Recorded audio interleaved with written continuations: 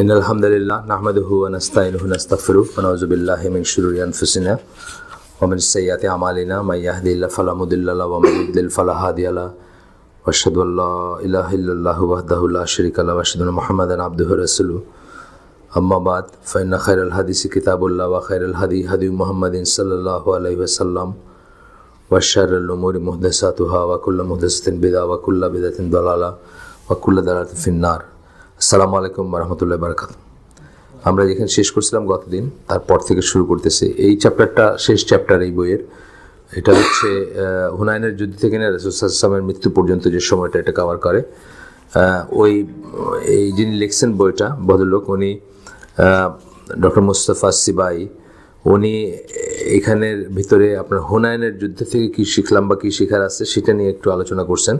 তারই একটা পয়েন্টে এসে আমরা শেষ করছি গতদিন, যে মুসলিমরা ইন জেনারেল তাদের যুদ্ধবন্দী অথবা প্রতিপক্ষকে সবসময় মানুষ হিসেবে ট্রিট করছে বা কাইন্ডনেস নিয়ে ট্রিট করছে, যেটা অন্যরা করে নাই। অথচ তারা মুসলমানদের এগেনস্টে একটা মানে কি বলবো, মুসলিমদের এগেনস্টে একটা নিষ্ঠুরতার বা তহমত লাগায় আর কি, যে মুসলিমরা খুব নির্দয় এবং খুব ফিয়ার্স। ফাইটিংয়ে ফিয়ার্স এটা ঠিক আছে, কিন্তু নির্দয় বা যেটা সেরকম না। এখানে একটা উদাহরণ দিচ্ছেন, উদ্ধৃতি দিচ্ছেন দিয়ে আপনার মুসলমানদের সম্বন্ধে বিদেশি ঈদের উদ্ধৃতি লিব বলে একজনের। সেখানে বলতেছেন, history has never known any conqueror more merciful and more just than the Arabs. এটা জাস্ট ইসের জন্য দিচ্ছেন আর কি। এটা গতদিন পড়ছিলাম আমরা। তারপরে হচ্ছে যে আরেকটু আগে গিয়ে উনি বলতেছেন যে science is proven that Islam is the best religion, the closest to man's innate nature. Innate nature মানে ফিতরা, যেটাকে আমরা বলি ফিতরার সবচেয়ে ক্লোজ। আজকে আমি জাস্ট ওই জার্মান যে লোকটা, এই খুব এক্সট্রিম রাইটের যে লোকটা কনভার্ট করছে, তার এইটা পড়ে আসতেছিলাম এই আসার আগে দেখলাম আর কি। জাস্ট তার রিজন হচ্ছে যে হোমোসেক্সুয়ালিটি যে চার্জই করছে এটা সে নিতে পারে নাই। 2015-তে সে ডিসাইড করছে যে সে মুসলিম হবে আর, এবং সে তো একটা বাড়ি দিছে একটা, কারণ তার পার্টিটা হচ্ছে মেইনলি হচ্ছে পার্টির মোটিভেশন হচ্ছে যে মুসলমানরা জার্মানিতে এমন আসতেছে, এদেরকে ঠেকাইতে হবে, আটকাইতে হবে, এবং জার্মানি ইজ নট ফর ইসলাম, সোজা কথা। এটা হচ্ছে তাদের পার্টির ওয়ালাইকুম আসসালাম দলের মোটো। কিন্তু সেইখানে সে হোমোসেক্সুয়ালিটি পারমিট করছে, এবং ওইটার ওপরই হয়েছে আপনার সভা হয়েছে, সেই সভায় বাচ্চাদের নিয়ে আসছে, এগুলো সে নিতে পারে নাই। এটা কোনো না, মানে এটা তো এটাই ফিতরা বলতে যেটা বোঝাচ্ছে যে এইটাই ন্যাচারাল, যে একটা সুস্থ মানুষ হোমোসেক্সুয়ালিটি কোনোদিন সেকেন্ডেড করতে পারে না, কোনোদিন এটাকে করতে পারে না, এটাকে বিকৃতি হিসেবে সে দেখবে। ওয়ালাইকুম আসসালাম।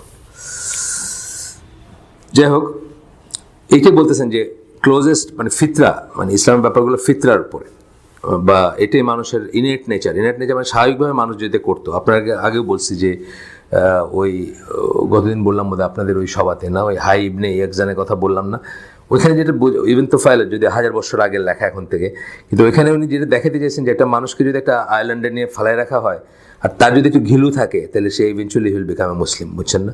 মানে কিছু না জানলেও হয়তো সে কোরআন পাইল না বা স্ক্রিপচার পাবে না, কিন্তু এইটা হবে তার নেচার, তাকে ইসলাম বা মুসলিম বানাবে আর কি। এটা কথা আর কি। যাই হোক, এরপরে একটা আয়াত কোট করছেন এখানে, সূরা ফুসসিলাত 53 নম্বর আয়াত। এখানে বলছেন যে আপনার sign will show them our science in the universe. Science বলতে আয়াতের নানা রকম মিনিং আছে। And in their own selves, এবং নিজের ভেতরে, until it becomes manifest to them that this, মানে কোরআনের কথা বলতেছেন, that this is the truth। এটা আসলে বুঝতে গেলে খুব বেশি বড় কিছু লাগে না, খুব সামান্য জিনিসই, খালি একটু সময় লাগে। সময় লাগলেই, মানে কোরআন যে সত্য এটা সময় লাগলেই কিন্তু করার কথা। আমি আপনাকে একজনের কথা আমি বলছি, গ্যারি মিলার, ওই যে ম্যাথমেটিশিয়ান উনি একটা সেলুনে ঢুকতে ওদের অনেক সময় ওয়েট করতে হয়। তো সেলুনে ঢোকার মুখে পুরাণ বইয়ের দোকানের থেকে কোরআনের একটা অল ইংলিশ ট্রান্সলেশন, মারমাদিক পিক্তল, জানেন তো আপনারা, ওয়ান অফ দ্য ফার্স্ট আর কি, ব্রিটিশ, তার একটা ইংলিশ ট্রান্সলেশন, শুধু ইংলিশ, অ্যারাবিকই নাই কোনো, ওইটা নিয়ে ঢুকছেন যে পুরান বইয়ের দোকান থেকে যে সময় কাটাবে আর কি সে, এটা হলো তার রিজনস, মানে টু বিকাম মুসলিম বলতে পারেন, বা রিজন টু বিকাম মুসলিম।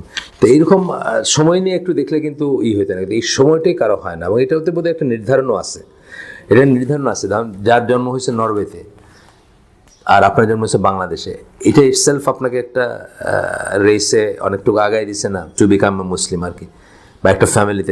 বেলারুসিতে দেখছেন নাকি যেটা ওই যে কানাডিয়ান মুসলমান ফ্যামিলির ছেলেরা বিশ্বাস হারায় ফেলতেছে, যে এটাতে উনি বলতেছেন যে being in a Muslim country and in a Muslim environment itself একটা ব্লেসিং, যেটা আপনাকে ধরে রাখে, বুঝছেন তো? মানে কেন এসব যে যাওয়ারকে হারাম মনে করে ইসলাম, তারও মানে এগুলো হচ্ছে আরও এক্সট্রা রিজনস আর কি, যেগুলো আমরা হয়তো এক্সপ্লোর করি না।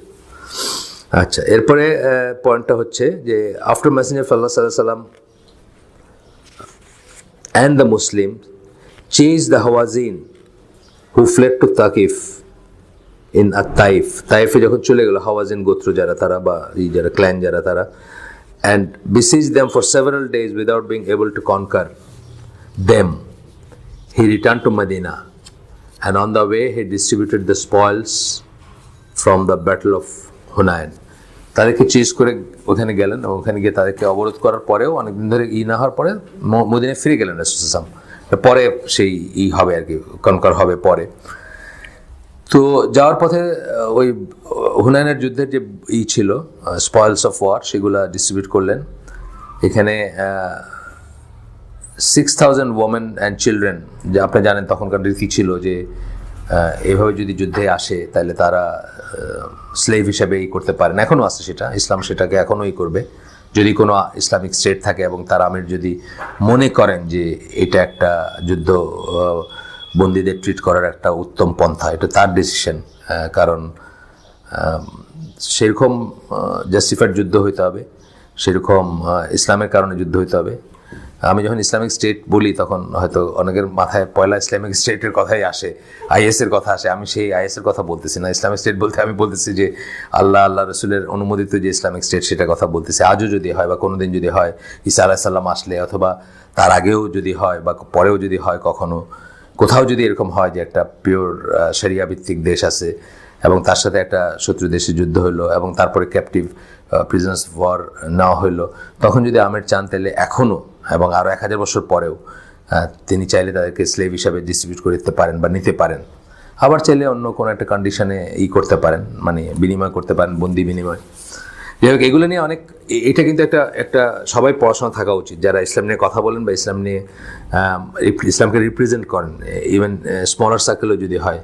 অনেক সময় আসছে যে আমি বিশেষ কিছুই জানি না ইসলাম সম্বন্ধে, কিন্তু আমার অফিসে আমি একমাত্র নামাজ পড়ি, তা আমি ইসলামের রিপ্রেজেন্টেটিভ হয়ে গেলাম না ওইখানে। আমার মানুষে কি আপনার ইসের খবর কি, একটা কিছু জিজ্ঞেস করলো আর কি, ধরেন, তখন আমার একটা উত্তর দিতে হবে না। এই জন্য যে কটা জিনিসের উপর জানবেন তার ভিতরে একটা হচ্ছে স্লেভারির সম্বন্ধে ইসলামের যে স্ট্যান্ড পয়েন্টটা, এটা খুবই ইম্পর্টেন্ট জিনিস। এটা নিয়ে কাফেররা এবং কাফেরের চর যারা, তারা ইসলামকে এবং আপনাকে অ্যাটাক করবে। এটা আসলে মানে আমরা তো স্লেভ ট্রেড করিনি আসলে। স্লেভ ট্রেড বলতে যেটা বোঝায় সমস্তটা করছে ইহুদি খ্রিস্টানরা। এই যে সেনেগাল থেকে নিয়ে আমেরিকায় যে এই যে ব্ল্যাক স্লেভ ট্রেড, এর মুসলমানরা করেন, এটা করছে হলো কাফেররা, এবং মেইনলি করছে ইহুদিরা এবং এইরা আপনার খ্রিস্টানরা করছে। আপনি পড়ে দেখেন এটা হিস্ট্রি। এই যে সেনেগালে একটা জায়গা আছে, একটা গেট আছে এখনও, মানে এই গেটের ওই পাশে চলে গেলে তারা এক্সপোর্ট করে দেওয়া হয়তো, বুঝছেন না? মানে অনেক অনেক কষ্টকর কাহিনী, পড়ে দেখেন। এগুলো করছে কারা? মুসলমানরা করেন এগুলো। কিন্তু এখনও স্লেভ সম্বন্ধে যত কটা দিনের, যত দিন বলতে আমি বলছি ধর্ম, মানে রিলিজিয়ান, যত কটা রিলিজিয়ান, যত স্ট্যান্ড আছে, ইসলামেরটা হচ্ছে সবচেয়ে মানবিক এবং সবচেয়ে কিন্তু এটা আপনি জানতে হবে, পড়তে হবে। এটা নিয়ে বেস্ট লেখা আমি মনে করি আর কি, আমার এক্সপিরিয়েন্সে বেস্ট লেখা হচ্ছে মাওলানা মওদুদির one of the best representation আর কি। যে অনেকে বলতে চাইছে যে একটা থিওরি আছে যে স্লেভ বেসড ইকোনমি ছিল এসে সৌদি আরবিয়া এবং আরাবিয়ান পেনিনসুলা বা অ্যারাউন্ড বা দুনিয়াতেই তখন। তো হঠাৎ করে এটাকে ব্যান করে দিলে মানুষ অপছন্দ করবে বা ইকোনমিক হার্ডশিপে পড়ে যাবে, বা এটা নিয়ে হয়তো বিদ্রোহ দেখা দিতে পারে, এই জন্য করে না ইসলাম। এটা একেবারে ভুয়া একটা কথা। তার কারণ হচ্ছে যে এর চেয়ে অনেক বেশি ইম্পর্টেন্ট ছিল সুদটা। ইসলাম একদম এক স্ট্রোকে সুদটাকে হারাম করে দিচ্ছে। মানে ওইটা যদি কেয়ার করতো যে ইকোনমি চলবে না বা এটা চলবে না, তাহলে সুদটা বরং টলারেট করা দরকার ছিল স্লেভ ট্রেডের চেয়ে, বুঝছেন না? তো এগুলো হলো মানে আনফাউন্ডেড কথা, পড়ে দেখবেন। এটা এটা আমার মুখ থেকে এইভাবে শুনে হবে না, আপনি পড়বেন এবং দেখবেন পয়েন্ট ওয়াইজ যে ইসলামের স্ট্যান্ডটাই সবচেয়ে কাইন্ড, সবচেয়ে সায়েন্টিফিক এবং সবচেয়ে কি বলবো মানে অ্যাকোমোডেট করার মতো আর কি জিনিস। যেমন ধরেন ইয়েস, আমরা অস্বীকার করি না যে একটা সময় আসতে পারে যে আবারও এটা একটা র্যানসামের ব্যাপার হইতে পারে, আবারও একটা হইতে পারে যে আমরা মানে আমির ডিসাইড করবে কি করবে সে স্টেপ। যাই হোক, এটা আমাদের বিষয়বস্তু না। তারপরে বললাম যে এটা একটু পড়ে দেখেন সবাই, যারা ইসলাম নিয়ে কথা বলবেন বা যারা নিজের ফুটিংয়ে মাইনরিটি, বুঝছেন না? নিজের ফুটিংয়ে আমরা তো আসলে তো আমরা মাইনরিটি না, যে কোনো জায়গায় আপনি যে অফিসে আছেন আপনি ওই অফিসে মাইনরিটি, আপনি আপনার অফিসে মাইনরিটি, আপনার বুয়েটের মাইনরিটি, বুঝছেন না? যেখানে আছেন আপনি। কি তোমাদের সৌদি আরবের খবর কি? এভাবে বল না, কথা বল না। তোমাদের সৌদি আরবের খবর কি? এখন মনে হয় যেন আমি তার পেরোলে আসি, আমি এখানে তার এমিসারি বা তার এই কি বলে মানে অ্যাম্বাসেডর বা কিছু, এবং আমার সৌদি আরব। অনলি রিজন হচ্ছে যে আমি ওইখানকার আলেমদের ফলো করি বা ওইখানকার আলেমদের শুদ্ধ মনে করি, এই তো ব্যাপারটা এটাই। এবং খুব ক্লোজ মানুষই আপনারা বলবে কিন্তু। আচ্ছা, তো এখানে 6,000 মহিলা, তারপরে বাচ্চারা ছিলেন, countless numbers of camels and sheep. আপনি জানেন আমরা আগেই পড়ছি যে সব কিছু নিয়ে চলে আসছিল তারা। একজন ইয়াং লোককে তারা মালিক বলে একজন লোককে তারা আমির মানছিল, যার বয়স 30, এবং তার থিওরি ছিল যে আমরা সব কিছু নিয়ে যুদ্ধে যাব, তাইলে আর there is no coming back, এবং আমরা মানে জান প্রাণ দিয়ে যুদ্ধ করব। কিন্তু আসলে সেটা কাজ করে নাই আর কি। এই জন্য তাদের সমস্ত সম্পদ ওইখানে ছিল, সমস্ত ক্যাটেল ছিল, সমস্ত নিয়ে গেছিল তারা। ওয়ালাইকুম আসসালাম। যত মক্কা ক্লোজার তত দেখি দেরি করে আসতেছে সবাই। আমি মক্কার লোক হজ পায় না কথাটা ওয়ালাইকুম আসসালাম বহুদিনের পুরানো কথা। ক্লোজেস্ট ছিল রাশেদ, সাজেদ তাকে থেকে বসে রয়েছে, হজ পাইছে। ও আচ্ছা আচ্ছা, সাজিদ অবশ্য হালাকার কারণে হজে আসে নাই, সাজিদ পয়সা দিতে আসছে। এখন আয়সা বসে গেছে, বুঝছেন না? অবশ্যই পাবে, ইনশাল্লাহ পাবে। আর ওই ওরে জিজ্ঞেস করলাম না যে গত দিনের ওইটা কেমন হইলো এফেক্টিভ, তো সেই আয়সা এসে তো বলতে পারলো বিকজ হি ইজ হিয়ার আজকে, বুঝছেন না? তো না, ওই মাঝে মাঝে সেখানে থাকে না, ওই বাসায় চলে যায়, এটা একটা কথা। হ্যাঁ হ্যাঁ হ্যাঁ, চলে যায়, ঠিক আছে, ওই পারফেক্টলি ওকে। আচ্ছা, তারপরে কি হলো? আরবদের ভিতরে আরব বলতে আমরা বলবো প্রথমত বেদুইন বুঝবো আরব বললে, এবং তারপরে অন্যদের বুঝবো। মানে ওনারা যখন আরব বলে তখন অ্যাকচুয়ালি বেদুইন বোঝায়, আরবরা যখন আরব বলে তখন কিন্তু অ্যাকচুয়ালি বেদুইন বোঝায় আর কি, বা নোম্যাডস যারা তাদেরকে বোঝায়। তো যাই হোক, তাদের যারা নোবেল বা একটু সম্মানিত যারা নতুন ইসলামে আসছে তাদেরকে অনেক ওই ওয়ার স্পয়েলের অনেক বেশি করে দিলেন রাসূল সাল্লাল্লাহু আলাইহি ওয়াসাল্লাম, এবং কুরাইশদের দিলেন, এবং আনসারদেরকে বলতে গেলে কিছুই দিলেন না। তো এইটা নিয়ে একটা সমস্যা হয়েছিল তখন। আপনার কি বলে, এটা হয় মানুষের, সবাই তো ইমানের লেভেল এক হয় না। কিছু কিছু আনসারদের ভিতরে কিছু বলতে শুরু করলেন, now the messenger of Allah has met his own people. তার নিজের মানুষের সাথে দেখা হয়েছে, মানে এখন আসছে তাদের সাথে। And he will no longer think of us now that Allah has granted him the conquest of Mecca and Quraysh have submitted to ইসলাম।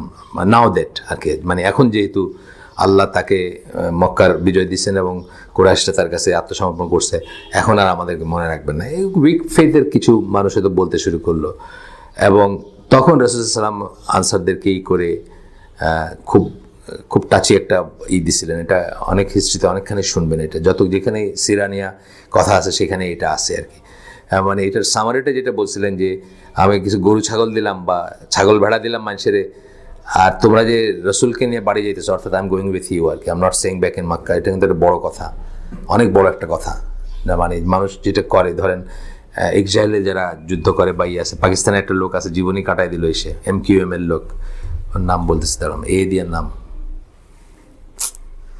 নামটা ভুলে গেলাম, আফজাল না এরকম দিয়ে MQM বুঝছে তো, মোয়াজির কওমি মুভমেন্ট, যারা করাচির বেসড একটা পাকিস্তানের স্টোরি জানেন বোধহয়, জানেন কি জানেন না, মানে পাকিস্তানের ল্যাঙ্গুয়েজ তো উর্দু, মানে জাতীয় ভাষা বা কী বলে মানে রাষ্ট্রীয় ভাষা, কিন্তু এই এমকিউএমটা এই করতেছে আপনার উর্দু স্পিকিং পিপল অফ পাকিস্তানের সংগ্রাম এটা। অর্থাৎ পাকিস্তানে উর্দু কথা বলে শুধু তারাই যারা ইন্ডিয়া থেকে আসছে এখানে, বুঝছেন তো? মুহাজির যারা, তারা মুহাজির কওমি মুভমেন্ট এটার নাম। এই দিয়ে নামটা কি আফজাল বা এরকম কিছু একটা নাম, যে মনে আসতেছে না। অনেকদিন আগের কথা, করাচি যখন ঘন ঘন যাইতাম, আপনার একদম পাড়া ভৈরা মানুষে ওই ফোনে হালাকা হচ্ছে, মানে ওনার হচ্ছে শুনতেছে, উনি ব্যান্ড ছিল পাকিস্তানে আসাটা। তো সেই যদি কোনোদিন বিজয় হয় কি করবে? সে পাকিস্তানে আসবে। সৌদি আরবের ডিসিডেন্ট আছে না, যে মাসারি বা আরও কি আছে, যে সে বাইরে যারা আছে, সৌদি আরবে গেছে যারা, ইংল্যান্ডে থেকে এসে থেকে, তাদের স্বপ্নটা কি কোনোদিন যদি তারা জিতে সৌদি আরবে ফিরে আসবে। কিন্তু রাসূল সাল্লাল্লাহু আলাইহি ওয়াসাল্লাম এখানে তো উল্টা একটা জিনিস করছেন, যেখানে তার কাজটা হয়েছে, যারা তাকে মানে স্থান দিছে, যারা তাকে নেতৃত্ব দিছে, যারা তাদের নিজের উপর নিয়ে বসেছে, এই কৃতজ্ঞতাটা উনি কখনো ভুলেন নাই। এবং যেখান থেকে তার কাজটা, আল্লাহর ডিজাইন, অফকোর্স এটা আল্লাহর ইচ্ছা, কিন্তু এই জিনিসটা উনি ভুলেন নাই। এই জন্য ওনারা হয়তো চিন্তা করেন নাই তাদের ভিতরে উইক ফেথের যারা, যে রাসূল সাল্লাল্লাহু আলাইহি ওয়াসাল্লাম আসলে going back to Medina and Medina would be his last place, এটা হয়তো চিন্তা করেন নাই। সেই জন্যই হয়তো কথাটা একটু আসছে আর কি তাদের মনে, যে এখন তো আর রাসূল সাল্লাল্লাহু আলাইহি ওয়াসাল্লাম আমাদের ভুলে যাবেন বা ভুলে গেছেন বা এরকম। তখন রাসূল সাল্লাল্লাহু আলাইহি ওয়াসাল্লাম যে এইটা দেন বড়, অনেক অনেক অনেক বড়, আমি হয়তো পুরাটা পড়লাম না। তারপরেও একটা জায়গায় বলতেছেন, একটা জায়গায় বলতেছেন যে, আচ্ছা এখানে বলছেন যে, দাঁড়া এক সেকেন্ড আমি একটু দেখে নিই, গেল। Are you mentally disturb because, একটা অংশ পড়তেছি আমি জাস্ট, অনেক বড়। Are you mentally disturb because of the insignificant things of this life by which I win over a people that they may become Muslims. তোমরা কি এই জন্য অস্বস্তি বোধ করতেছো, বা এই জন্য তোমাদের খারাপ লাগতেছে যে এই দুনিয়ার কিছু জিনিস দিয়ে আমি কিছু মানুষেরকে তাদের হৃদয় জয় করার চেষ্টা করতেছি, যারা যারা মুসলিম হয়। while I entrust you to your Islam, এবং আমি তো তোমাদের ইসলাম এর উপর আস্থা রাখি, এই জন্য কি তোমরা disturb? Are you not satisfied that men should take away flocks? এই কথাটা শুনে কাঁদছিলেন আর কি, flocks and hearts while you take back with you messenger of Allah. তোমরা কি স্যাটিসফাইড না যে অন্য মানুষরা গরু ছাগল নিয়ে যাইতেছে আর তোমরা তোমাদের সাথে নবীকে নিয়ে যাচ্ছ? তারপরে বলছেন যে আমি নিজেকে আনসারদের একজন মনে করি, রাসূল সাল্লাল্লাহু আলাইহি ওয়াসাল্লাম বলতেছেন এখানে। তারপরে এবং এরপরে বলতেছেন, if all of men went one way and the answer another, সকল মানুষ যদি একদিকে যায় আর আনসাররা যদি আরেক দিকে যায়, I should take the way of the answer. এটা বড় কথা। এটা শোনার পরে তারা সব কাঁদতে শুরু করছেন, এরা আনসাররা বিশেষ করে। এবং তখন বলছেন যে আমরা আমাদের ভাগ নিয়ে, অর্থাৎ যে ভাগাভাগি হয়েছে, আমরা ওইটা নিয়ে স্যাটিসফাইড। অর্থাৎ আমাদের ভাগে রসুল আর ওদের ভাগে গরু ছাগল, আমরা এটাতে স্যাটিসফাইড। এখানে কিছু বলার জিনিস আছে। যে প্রথম কথা উনি বলতেছেন, কিছু কথা বলতেছেন এখানে, যে এনিমিজ আমাদের শত্রু যারা, তারা কে আর কি মিনস অফ অ্যাটাকিং ইসলাম, এটা বলে, আমাদের ইসলামকে অ্যাটাক করতে গিয়ে এটা বলে ইসলামের শত্রুরা, যে there is a materialistic motive for declaring war in Islam and an effective means of motivating the Muslim troops to sacrifice themselves. কি বললো? যে মেটেরিয়ালিস্টিক মোটিভ, কারণ যুদ্ধের পেছনে থাকে দখল করা, লুটপাট করা, এইসব ইত্যাদি। আর কি থাকে? মুসলিম ট্রুপদের নিজেদের স্যাক্রিফাইস করার একটা মানে মোটিভেশন থাকে এটার পিছনে। এইখানে একটু পজ নিব আমি, আপনাদের সাথে অনেকদিন আলাপ করছি, কিন্তু আমি করি নাই, মানে আমার সময় সুযোগ হয় নাই। যে হিটলারের লাইফ পড়ে আমি অনেক কিছু শিখছি, আপনাদের বলছি। তো এইখানে দেখেন, হিটলার পর্যন্ত বুঝছে যে শুধুমাত্র মেটেরিয়ালের জন্য কেউ জীবন দিতে পারে না, শুধুমাত্র ইসের জন্য কেউ জীবন দিতে পারে না, সে বুঝছে। কিন্তু অথচ আমরা অনেক সময় মিস করি পয়েন্ট। আমি একটা জাস্ট একটু হাইলাইটেড একটা দুটোই পড়ে শোনাই আপনাদের। আগেও চাইছি আমি কখনো পড়ে শোনাবো।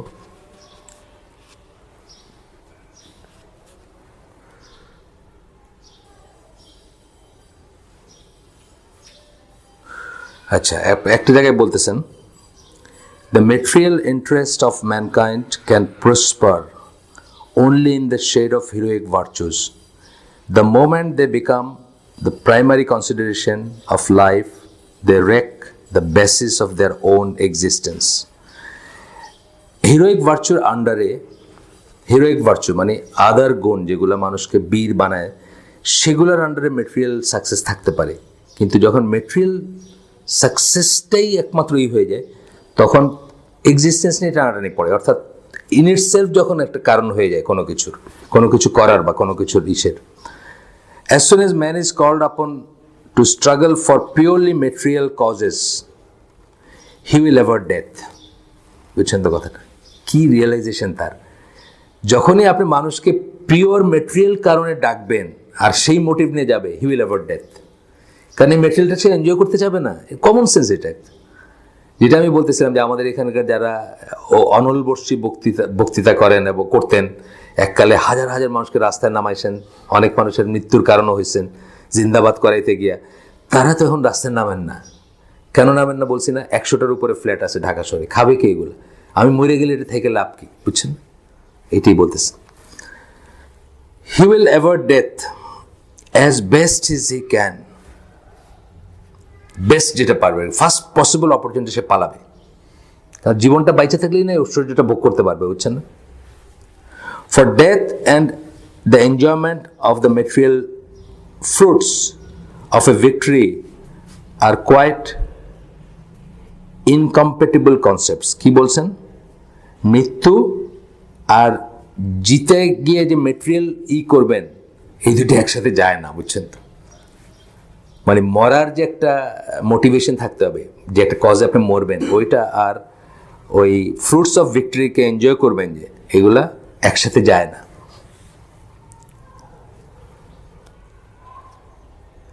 And only the will to save the race and native land or the state which offers protection to the race, এখানে রেস বলতে উনি ওনারটা বলছেন, তার নিজস্ব ব্যাপার, কিন্তু আসলে বলা উচিত ছিল আমরা আইডিওলজির জন্য করি, আমাদের তো হলো আইডিওলজি, আমাদের রেস নাই। Has in all ages been the urge which has forced men to face the weapons of their enemies. মানে একটা আইডিওলজিক্যাল থাকতে হবে, নিজের জাতিকে, নিজের উম্মাকে, নিজের বাঁচানোর জন্য, টিকায় রাখার জন্য, বুঝছেন না, বা নিজের দিনকে টিকায় রাখার জন্য। এইগুলোই মোটিভ, ওই মেটেরিয়াল ইস্যুর জন্য পারে না। তাহলে এই কথাটা একটু পড়াশোনা করলে আপনারা দেখবেন যে হিটলার বলে না, যে কেউ বলবে, আজও কিন্তু এটা ভ্যালিড, আজও এটা ভ্যালিড। আপনাকে আমি বলছি যে আমার ছোটো ভাই যখন বেশি ছিল, ওই পিস কিপিং যারা ইউএনের, ওদের একটা হচ্ছিল রাজেন্দ্রপুরে, ওকে সরাসরি জিজ্ঞেস করছে আমেরিকান যারা কাউন্টার পার্ট ওরা আর কি, যে তোমরা এইভাবে মরে যাও কেমনে, মানে মুসলমানরা এইভাবে মরে যায় কেমনে আর কি, মানে তোমাদের লাইফটা এত তুচ্ছ কেন তোমাদের কাছে?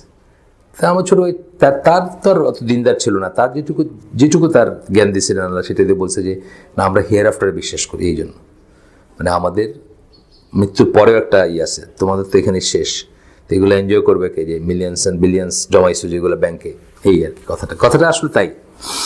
যাই হোক, আমরা একটু আগাই। এটা আমরা পরবর্তী এক সময় অনেক জিনিস আছে শিখার, কিন্তু এটা অনেক জিনিস, যে জুদের ব্যাপারে বিশেষ করে সে যেভাবে চিনছিল, এই জিনিসটা ঠিক তাই রয়ে গেছে এখন।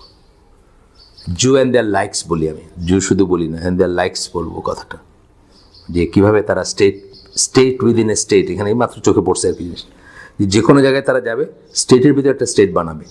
যেমন ধরেন আমেরিকাতে সবাই জানে যে জুইশ লবিকে সবাই ভয় পায়, তাই না?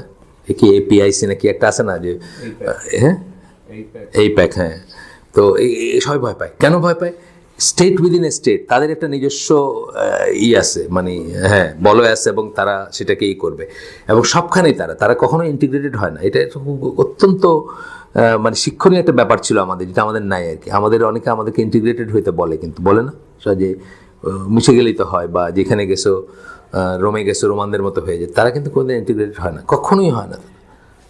আচ্ছা, আসেন আমরা একটু আগে।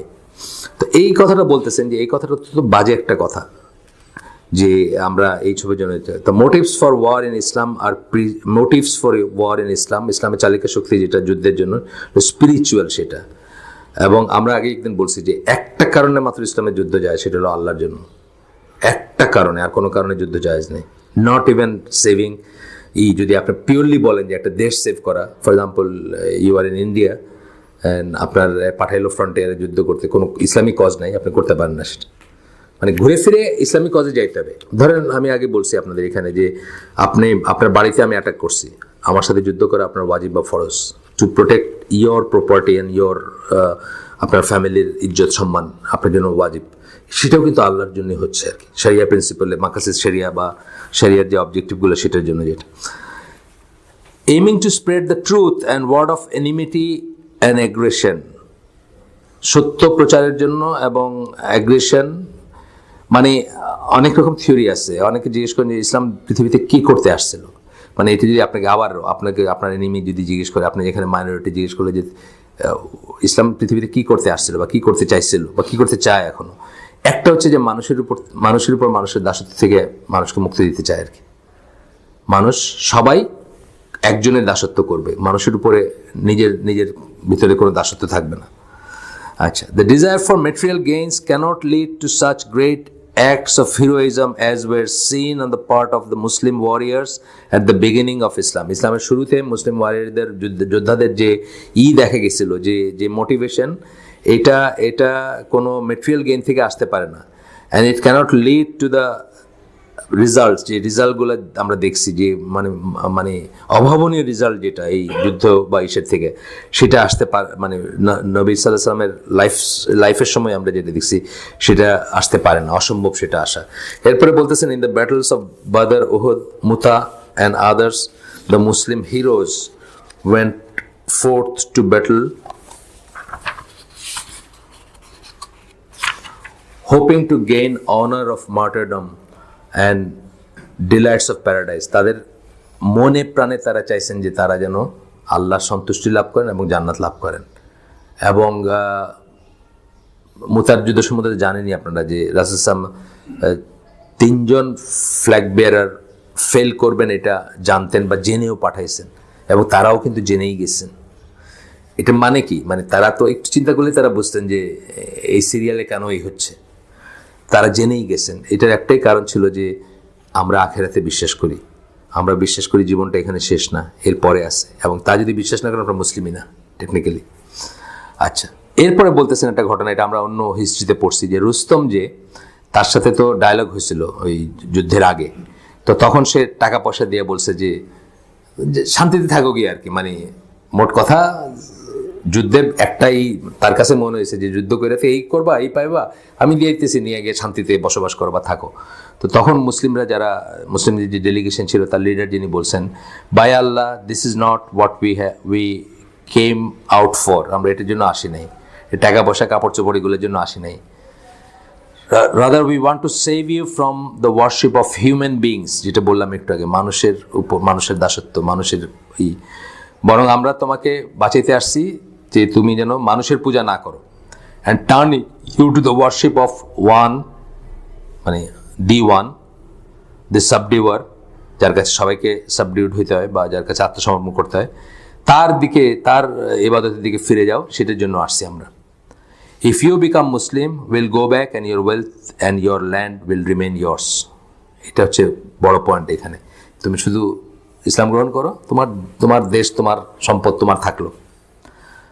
And will not fight you for any of it, এবং আমরা তোমার সাথে যুদ্ধ করব না। যদি ওইসবের জন্য যায়, ডাকাইতরা গেলে কি আপনার জিজ্ঞেস করে এই করে নাকি? হ্যাঁ, ডাকাইতরা জিজ্ঞেস করে যে তুমি যদি এইটা করো তাহলে এটা তোমার থেকে যাবে, এটা করে না। ডাকাইতরা গেছে যেটার জন্য সেটাই তারা করতে চায়, অ্যাচিভ করতে চায়। এক্সেপশনাল ডাকাইত আছে, মানে হয়তো কথাটা তো শোনে এরকম ডাকাইত আছে, কিন্তু জিনিস ঠিকই নিয়ে যাবে আর কি। আচ্ছা, all of those who hoped for booty were new Muslims. হুনাইনের যুদ্ধের কথা আবার ফিরে আসতেছেন, যে যারা বুটির চিন্তা করছেন তারা নতুন মুসলমান ছিলেন, বা মাত্র মুসলিম হয়েছেন বা হবেন এরকম। in whose hearts the teaching of Islam were not yet firmly established, যাদের হৃদয়ে এখনো ইসলাম ঠিকমতো এস্টাবলিশ ছিল না। and they were in the hearts of those who had become Muslim before, as they were in the heart, মানে ইসলামের টিচিংগুলা, ইসলামের ইগুলা তাদের ভিতরে ছিল না, ঢুকে নাই, কিন্তু যেভাবে তাদের আগেরদের ভিতরে আছে, মানে অর্থাৎ বোঝাতে যাচ্ছেন যে আনসার যারা বা যারা আগের মুসলিম অরিজিনালি যারা ছিলেন এই দলটার সাথে মক্কা বিজয়, তাদের ভিতরে যেভাবে ইসলামের টিচিংগুলো ঢুকছে, তারা যেভাবে সবর করতে পারবেন, তারা যেরকম আখেরাতের হিসাব মিলাইতে পারবেন, নতুনদের ভিতরে তা ছিল না। এবং এই জন্যই তাদেরকে তাদের মনে বুটির চিন্তা আসছে বা তাদেরকে বুটি দেওয়া রাসূল সাল্লাল্লাহু আলাইহি ওয়াসাল্লাম এই দিয়ে গনিমতের মাল দিয়ে তাদেরকে করতে চাইছেন। Hence people such as Abu Bakr, Umar, Usman, Ali ibn Auf, Talha and Zubair, the senior Sahaba who had become Muslim before, did not hope for the booty. এইসব মানুষের মুখে কিন্তু বুটির কোনো আপনি আলাপ শুনবেন না, এইসব ডায়লগে তাদের নাম আসবে না কোনোদিন, দেখবেন আপনি যে তাদের নাম নাই এখানে। What happened in the case of the Ansar was the view of some of them. কিছু আনসারদের ভিতরে তো সবাই একই ঈশের মর্যাদার বা একই ঈশের ছিলেন না, নতুন জেনারেশন ছিলেন বা কিছু মানুষ উৎসাহ ভরে এসে যোগ দিয়েছেন এরকমই, who thought that preference was given to some of the fighters over the others. তারা মনে করছিলেন যে কারোর উপরে প্রেফারেন্স দেওয়া হয়েছে। এখন সেকেন্ড যে পয়েন্টটাতে আসতেছেন সেটা হচ্ছে যে আপনার এই যে মানুষগুলা যাদের করার জন্য রাসূল সাল্লাল্লাহু আলাইহি ওয়াসাল্লাম যাদের হার্ট সফটেন করার জন্য এক্সট্রা দিছেন, মেটেরিয়ালিস্টিক ইসের থেকেই দিছেন বা যাই হোক, তারা যেন ইসলামে আসে বা ইসলামে স্থায়ী হয়। আপনি পরবর্তীতে দেখবেন যে আবু সুফিয়ান, ধরেন কথার কথা, হি ওয়াজ একজন যাকে অনেক দেওয়া হয়েছিল, কারণ তার ইমানটা মানে ওইরকম ছিল না, কিন্তু আলটিমেটলি কি তিনি তাই ছিলেন? তা ছিলেন না। আপনি ইয়ারমুকের যুদ্ধের সময় দেখেন, উনি র্যাঙ্কসে পড়ে শোনাচ্ছিলেন, জিহাদের আয়াত পড়ে শোনাচ্ছিলেন, সূরা আনফল পড়ে শোনাচ্ছিলেন। কেন? উনি কিন্তু আল্লাহ তাআলা তার ডিভাইন উইজডমে জানেন যে এই মানুষগুলাই একদিন ইসলামের স্ট্যান্ডার্ড বিয়ার হবে, এরাই এক সময় পতাকা বহন করবে। But for the time being এই নতুন সময় তাদের হার্ট সফটেন করাটা দরকার ছিল, তাদেরকে অনার করাটা দরকার ছিল। এখানে তো অনারের একটা ব্যাপার আছে। এই আরেকটা আমরা বর্ণনা পড়ছি না যে আবু সুফিয়ান হলো এমন একজন লোক যে অনার হইতে পছন্দ করে, এই জন্য রাসূল সাল্লাল্লাহু আলাইহি ওয়াসাল্লাম কিন্তু তার বাসাটাকে একটা ওই আমানার জায়গা হিসাবে, সিকিউরিটির জায়গা হিসাবে করছিলেন। আরেকজন বলছিলেন, আব্বাস রাদিয়াল্লাহু আনহু বোধহয় বলছিলেন যে আবু সুফিয়ান হলো এমন লোক যে ইম্পর্টেন্স পাইতে পছন্দ করে, সো তার একটা ইম্পর্টেন্স দিয়ে দেয়। কিছুই না, এটা আরেকজন XYZ এর বাসা বলতে পারতো, না বললে ওনার বাসাটা বলছে যে এখানে যে থাকবে তার এই করা হবে না। তো এইগুলো অনেক সুদূর প্রসারী ব্যাপার। এই লোকটাই দেখেন পরে ইয়ারমুকের সময় সে কোরআন পড়তেছে এবং র্যাঙ্কস এন্ড ফাইলসে সে মানুষকে উৎসাহিত করতেছে। আল্লাহ তার ডিভাইন উইজডমে জানতেন, হয়তো রাসূলকে জানাইছেন আল্লাহ, বা এটা আল্লাহর প্ল্যানের অংশ যে এই মানুষগুলাই পরবর্তীতে ইসলামের পতাকা বহন করবে এবং দে উইল বি গ্রেট আর কি, মানে যে যার বা ওনার বংশধর যারা তারা তো গ্রেট ছিলেন, মানে ইসলামের পতাকাবাহী ছিলেন। তো যাই হোক, এটা বলতেছেন আল্লাহ নিউ, এইখানে এই কথাটা বলছে, আমি যেটুকু আপনাদেরকে বললাম, আল্লাহ জানতেন that his call which ultimately prevailed over the Arabian Peninsula, যেটা আরাবিয়ান জাজিরাতুল আরবে যেটা শেষ পর্যন্ত বিজয়ী হবে বা থাকবে, টিকে থাকবে, had to spread through the world to the east and west, এবং সারা দুনিয়াতে যাবে। সেখান থেকে আল্লাহ জানতেন কিসের যাবে, এই সমস্ত লোকগুলোর মাধ্যমে যাবে বা এদের বংশধরদের মাধ্যমে যাবে। So it was essential to prepare all the Arabs to bear this message and to make sacrifice for its sake. এবং সেই জন্যই গ্রাউন্ড ওয়ার্কের দরকার ছিল, এই আরবগুলোকে রেডি করার দরকার ছিল যে এটা বহন করে নিবে তারা এবং তার জন্য তারা মারাও যাবে বা স্যাক্রিফাইস করবে। আমি অবশ্য বলি না যে মানে আগেও বলছি আপনাদের যে আল্লাহ তো এনভায়রনমেন্টটা তৈরি করছেন, ঠিক যেরকম পৃথিবীর ব্যাপারে আমার নিজের বিশ্বাস যেটা, মানে ইভলিউশন এবং নিয়ে যেটা বিশ্বাস, যে পৃথিবীটাকে আল্লাহ মিলিয়ন্স অফ ইয়ার ধরে প্রিপেয়ার করছেন যাতে আমরা মানুষরা এসে এখানে বসবাস করতে পারি, থাকতে পারি। তারপরে একটা সময় আল্লাহর যে ইচ্ছা, যে জন্য আমাদের পাঠাইছেন, ওমা খালাকতুল জিন্না ওয়াল ইনসা ইল্লা লিয়াবুদুন, যাই বলি আমরা ইবাদতের জন্য, সেটার জন্য ওই মানে গ্রাউন্ড প্রিপেয়ার করছেন। আপনি দেখবেন ইদানিং কালের যে থিওরিগুলো দেখবেন কত মিলিয়ন্স অফ ইয়ার্স চলে গেছে খালি অক্সিজেন প্রডিউস করতে বা পানি প্রডিউস করতে বা পানি আসতে। এখনকার তো বলছিলাম না যে এখনকার থিওরিগুলো কি বলে, সব কিছু বাইরের থেকে আসছে, সব পানিগুলো নাকি সব উল্কাপিণ্ডের মাধ্যমে আসছে, সব আইসা পানির ছিল এটার ভিতরে, পানির মানে ড্রপলেটস, তার মানে কত মিলিয়ন্স অ্যান্ড বিলিয়ন্স অফ উল্কাপিণ্ড আইসা ওশান হয়েছে আর কি। সেই ওশানের বেডে মাইক্রোব, ওইটাও বাইরের থেকে আসছে, মাইক্রোব মানে জীবাণু, মানে কি বলে ওই যে মাইক্রো অর্গানিজম যেটা বাইরের থেকে আসছে, সেই ওশানের ব্রেডে সেই micro organism oxygen producing factory হিসেবে কাজ করছে। আপনারা যদি চান আমি ডকুমেন্টারি দিব, আমি আপনার লিঙ্ক দিব, আপনাদের গ্রুপে দিয়ে দিব, আপনি দেখতে পান। অদ্ভুত সুন্দর দেখলে, মানে এগুলো কিন্তু বেশি দিনের কথা না, 2003-4 পরের কথা আর কি।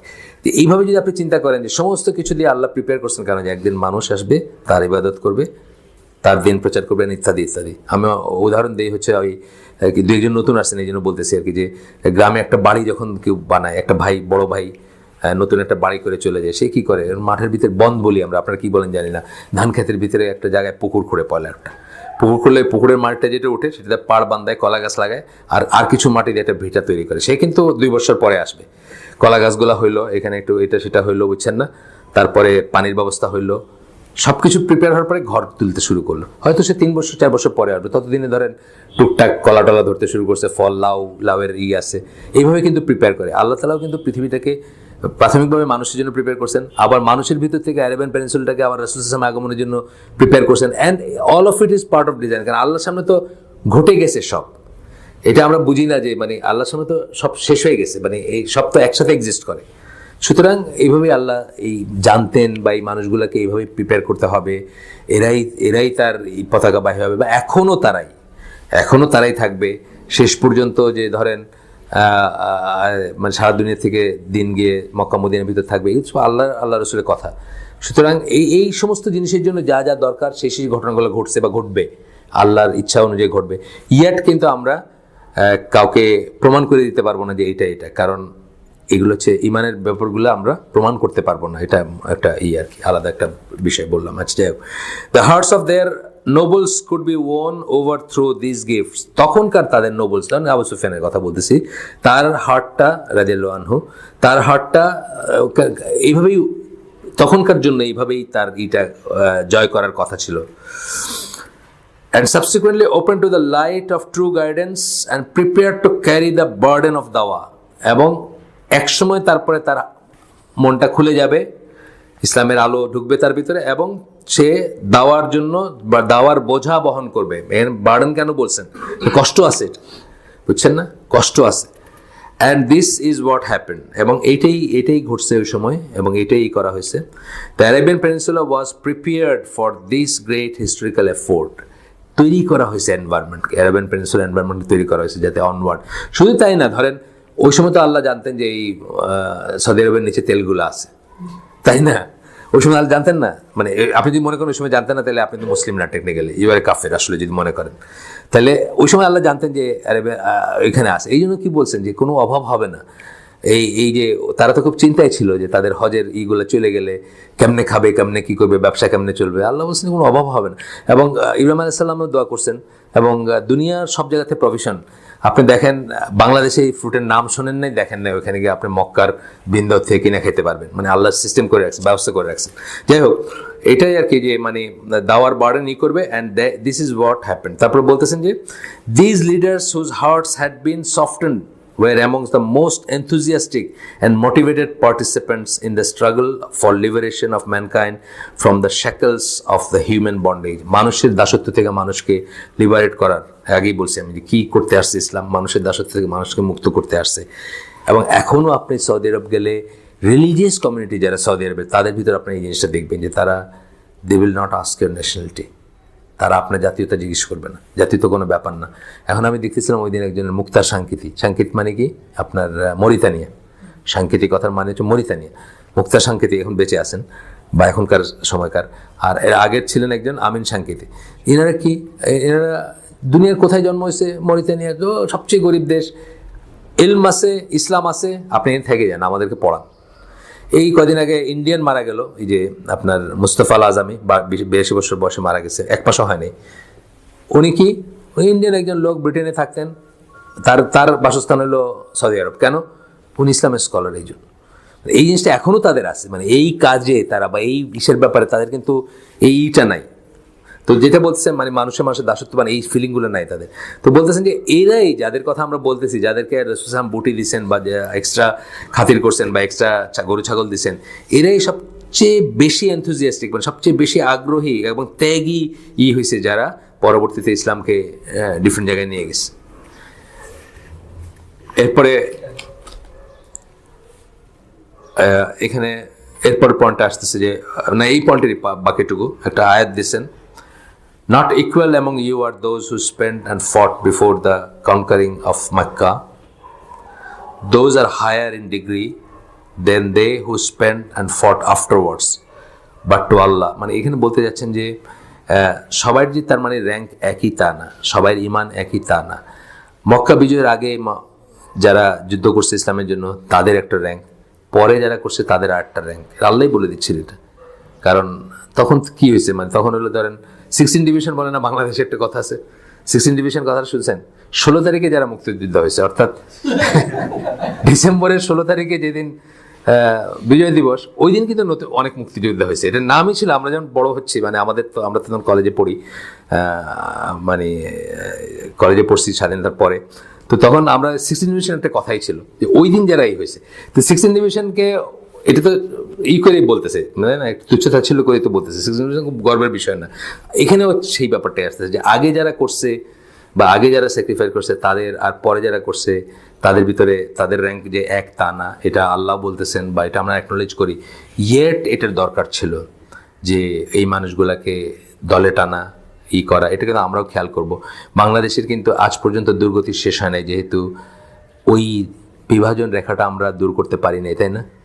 আমরা অফিসিয়ালি না বুঝে রেখে দিলাম এটা, আর্মিতে একটা সিনিয়রিটি দিয়ে দিলাম।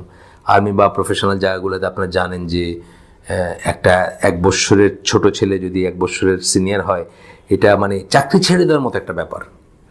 মানে ওই রকম সার্ভিসগুলোতে আর্মি বা ওইরকম যেসব জায়গা, আমাদের প্রফেশনাল, আমার একটা জীবনে একজন সিনিয়র আমার আন্ডারে কাজ করছে, কি যে অস্বস্তিকর ব্যাপার এটা, ওনার জন্য আমার জন্য। বাট আমি রংপুর বাড়ি একদিনই ভাই, মানে ভাই আল্লাহ মানুষ, উনি কী করে নিছে এটা আমি জানি না, কিন্তু আমার খুবই অস্বস্তি লাগতো। আল্লাহ ওনাকে অনেক ধৈর্য দিয়েছেন, উনি নিছেন একবারই বিদেশি কোম্পানিতে, উনি আমার সেকেন্ড ইয়ে ছিলেন, আমি চিফ ইয়ে ছিলাম।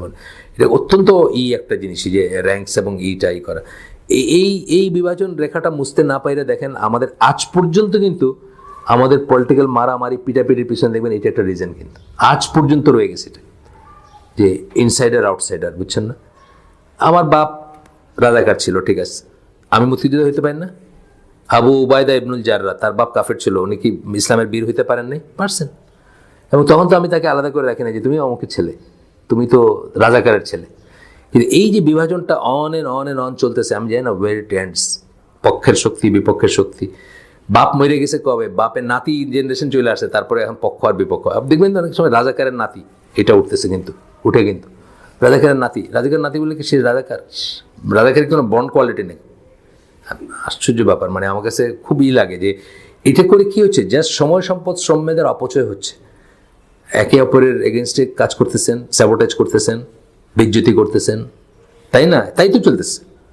আপনার এইগুলো দেখেন, মানে আমি তো এই পোলারাইজেশন কোনো শেষ দেখি না। আমি এই 2 দিন আগে দেখলাম একটা